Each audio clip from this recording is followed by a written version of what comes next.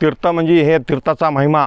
इथलं पाणी समजा कोणाच्या हिरीत गेलं, बोरचं नसलं तर इथलं पाणी टाकल्यामुळे तिथलं पाणी पुन्हा डबल निर्माण होत आहे, असा इतिहास गणेशपुरी मठ देवस्थान.